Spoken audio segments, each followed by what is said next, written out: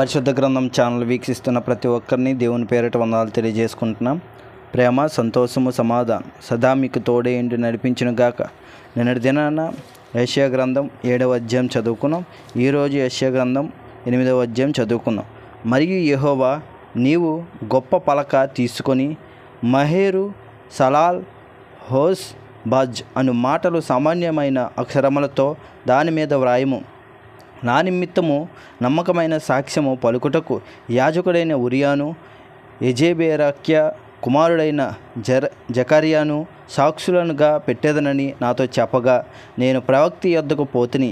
ఆమె గర్భవతి కుమారుని కనగా యెహోవా అతనికి మహేరు, షలాల్, హోష్, బజ్ అను పేరు పెట్టుము. ఈ బాలుడు నాయన, అమ్మ అని అననేరక మునుపు అసురు రాజును అతని వారును దమస్క యొక్క ఐశ్వర్యమును, సోమ్రోను దోపుడు సొమ్మును ఎత్తుకొని పోవుదురనెను.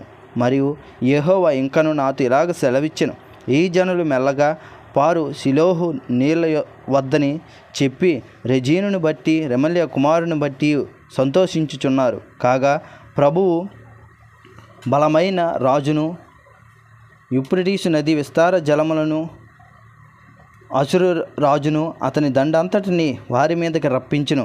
అవి దాని కాలువలన్నిటిపైగా పొంగి ఒడ్డులన్నిటి మీదను పొర్లిపారును. అవి యూదా దేశంలోనికి వచ్చి పొర్లి ప్రవహించును. అవి కుతికల లోతు అగును. ఇమ్మానుయేలు పక్షి తన రెక్కలు విప్పునప్పటి వలె దాని రెక్కలు వ్యాపకము నీ దేశ వైశాల్యమంతటను వ్యాపించును. జనులారా రేగుడి, మీరు ఓడిపోవుదురు. దూర దేశస్థులారా మీరందరూ ఆలకించుడి. మీరు నడుము కట్టుకొనినను ఓడిపోవుదురు, నడుము కట్టుకొనినను ఓడిపోవుదురు. ఆలోచన చేసినను అది వ్యర్థమగును, మాట పలికినను అది నిలవదు. దేవుడు మాతోనున్నాడు, ఈ జనుల మార్గమున నడవకూడదని యెహోవా బహుబలముగా నాతో చెప్పి ఉన్నాడు. నన్ను గద్దించి ఈ మాట సెలవిచ్చెను, ఈ ప్రజలు బందుకట్టు అని చెప్పున దంతయు బందుకట్టు అనుకొనకుడి. వారు భయపడు దానికి భయపడకుడి, దాని వలన దిగులు పడకుడి. సైన్యములకు అధిపతి అగు యెహోవాయే పరిశుద్ధుడు అనుకొనిడి. మీరు భయపడవలసిన వాడు ఆయనే, ఆయన కోసరమే దిగులు పడవలను.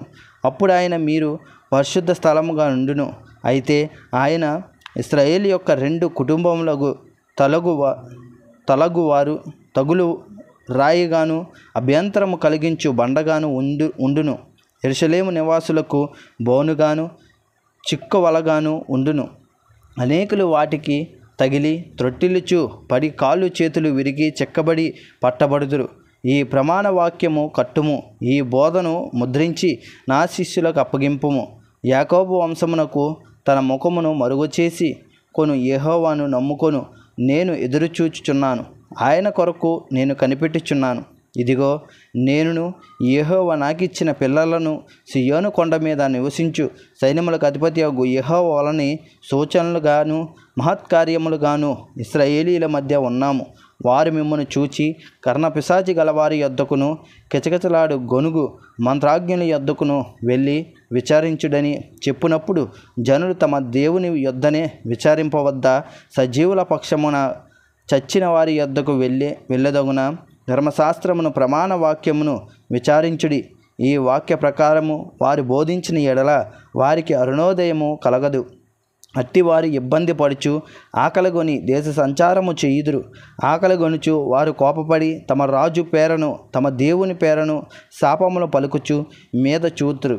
భూమి తట్టే తేరి చూడగా బాధలను, అంధకారమును, దుస్సహమైన వేదనయు కలుగును.